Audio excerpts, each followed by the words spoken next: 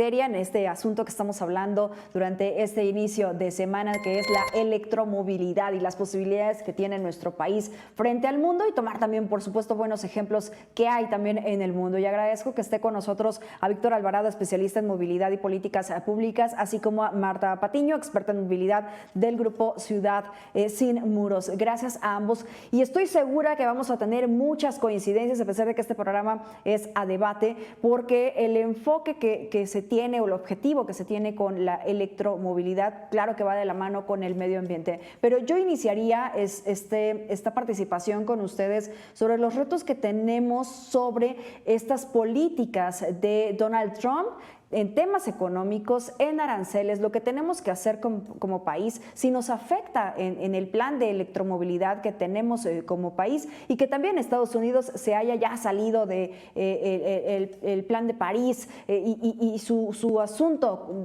ser amigable con el medio ambiente y crear políticas amigables con el medio ambiente, está completamente del lado de Estados Unidos. Vamos a iniciar con Víctor Alvarado. ¿Qué opinas de esto?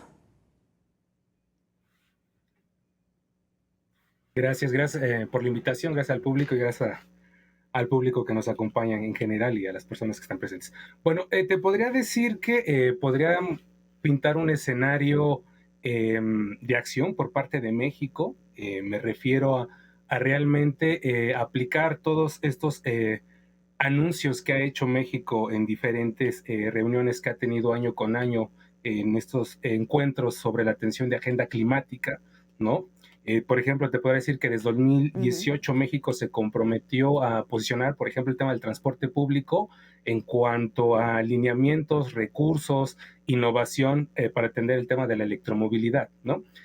Por su parte, hace un año y hace 2 años, México suscribió el Tratado de Glasgow, donde también se comprometía a que a 2040 el 50% de los vehículos tuvieran cero emisiones, y al 2050 pues prácticamente habláramos del 100%.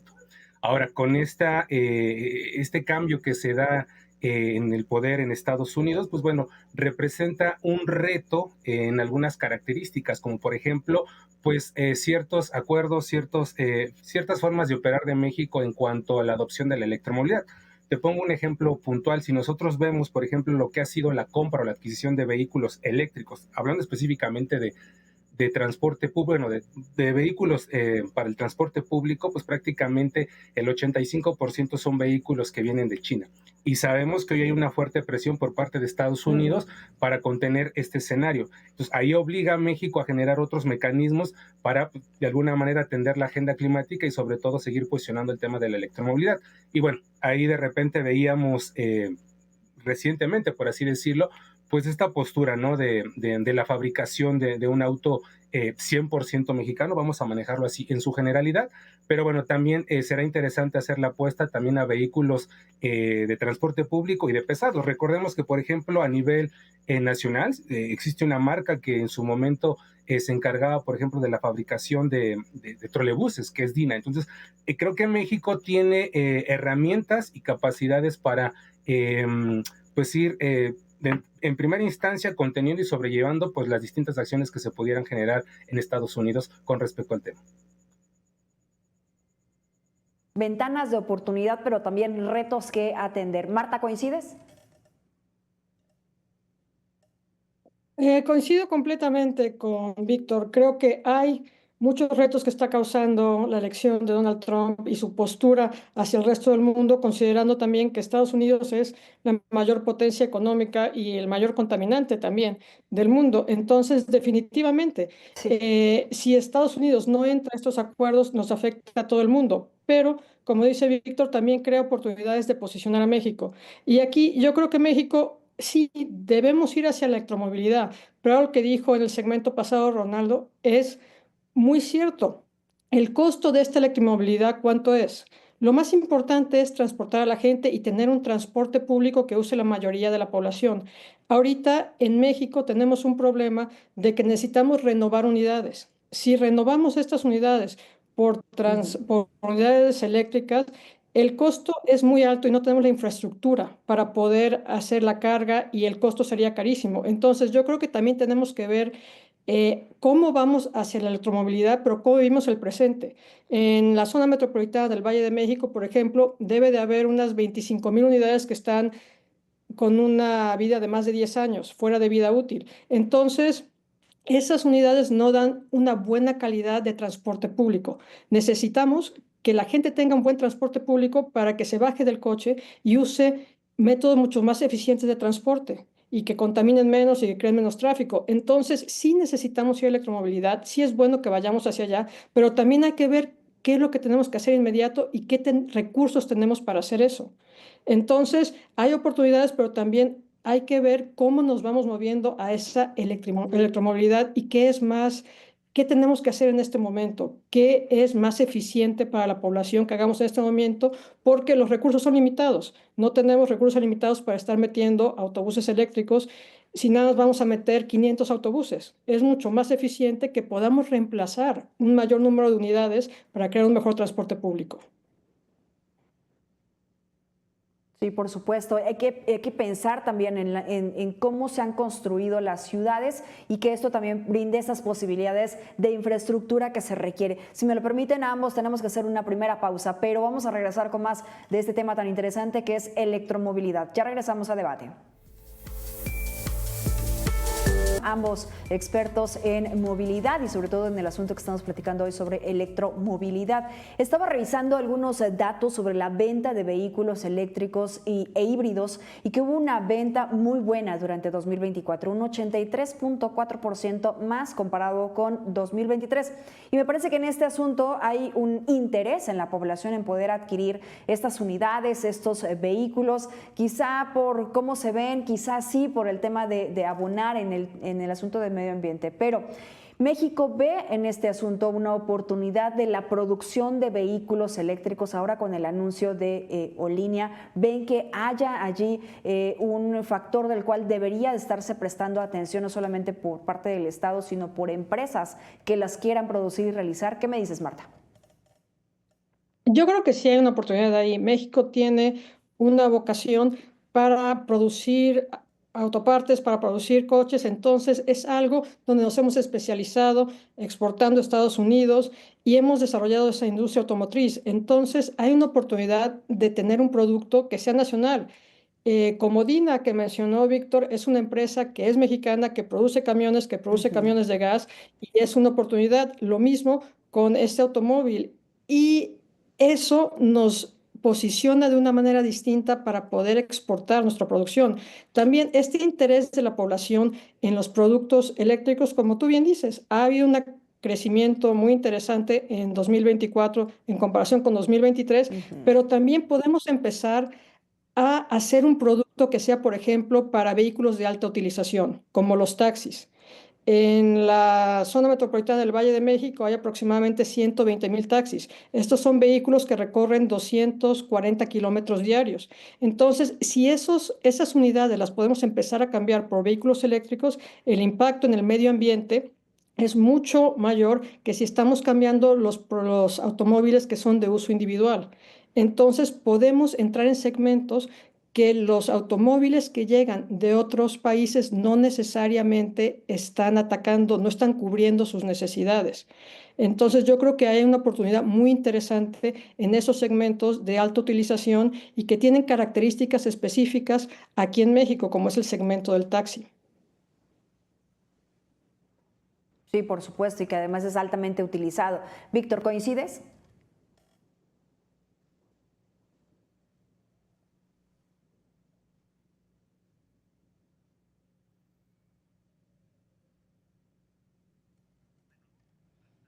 Sí, Víctor, ¿coincides con lo que dice Marta?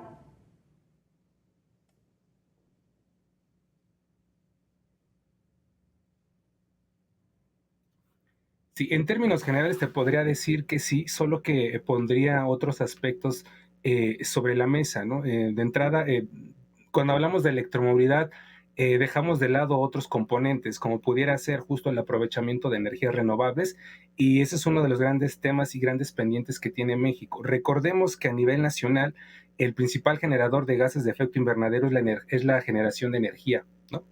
y específicamente la generación de energía eléctrica. Y entonces, de lo que poco que se habla en este tema es el lugar y la importancia que tiene el aprovechamiento de energías renovables. Entonces, sí quisiera dejar sentado este tema en esta mesa, en este diálogo, porque, bueno, si bien podemos atender diferentes sectores, ya, por ejemplo, Marta habló de un tema relevante como es el transporte individual, pero luego también está pendiente el transporte de carga, está el transporte individual de micro y baja capacidad.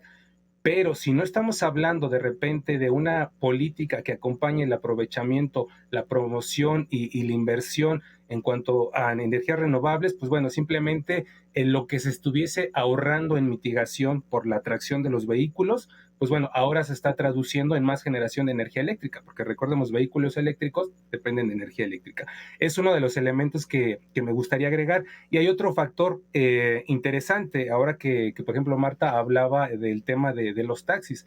Hay que recordar que a nivel nacional pues se sigue rigiendo una política tarifaria social y no técnica, y eso pues representa una gran tema de discusión y debate, ¿no? Porque de repente se exige al sector transportista, a los concesionarios, al sector privado, innovar y mejorar en cuanto a la tecnología, en cuanto a la infraestructura, pero bueno, hay ciertos lineamientos que impiden crecer como de alguna manera pues, se espera a estos escenarios que comentaba hace rato, ¿no? Al 2040, al 2050. Eso por poner un ejemplo. Ahora hay otro aspecto muy interesante y en algún momento lo platicamos en otro diálogo que teníamos. En México ya prácticamente van 2 años que se empezó a diseñar lo que sería la Estrategia Nacional de Movilidad Eléctrica y es momento en que no se ha publicado. Algo que funcionó, por ejemplo, en el caso de Chile, estamos hablando de una estrategia nacional que empezó a operar desde el 2016.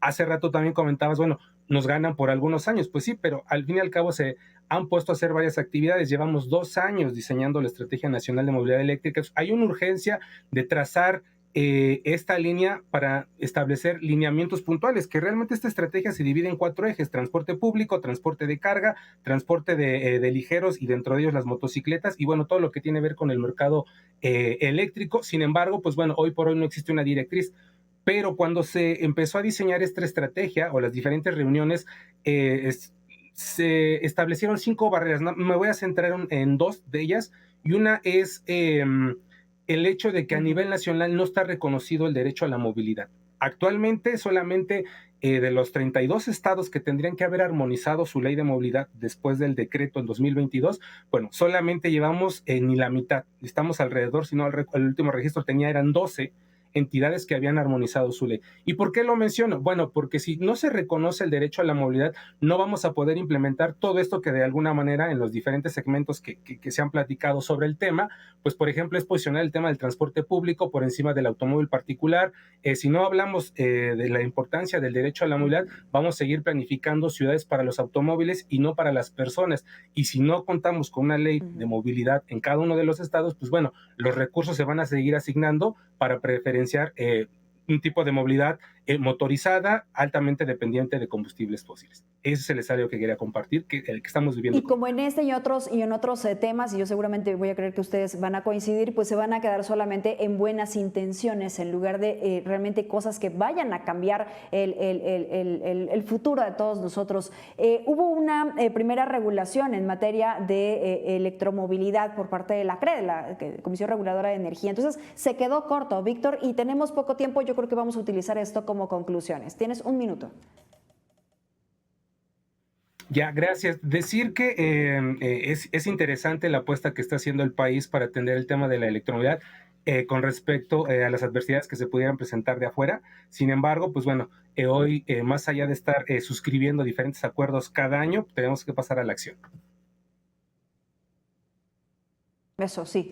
Marta.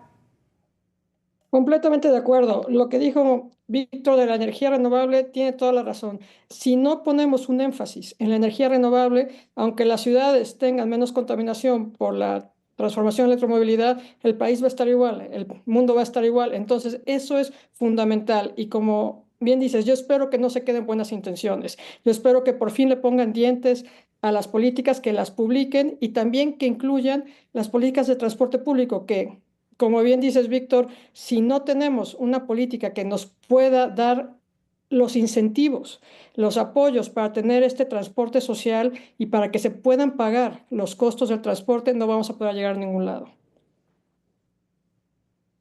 Sí, además es la queja constante de las usuarias y de los usuarios, ¿no? Que justamente tengamos un transporte público de calidad, pero los transportistas dicen, pero ¿cómo le hacemos si no se pagan las tarifas, si todo está alto, si la inflación, si las herramientas y el mantenimiento, no podemos renovar unidades porque no tenemos los incentivos? Entonces se vuelve un círculo vicioso y todos salimos perdiendo de esto. Muchas gracias a ambos por haber estado con nosotros en este espacio de debate, a Víctor Alvarado, especialista en movilidad, y Marta Patiño, experta en movilidad. Muchísimas gracias. Muchas gracias, Mitzi. Gracias, saludo a tu público.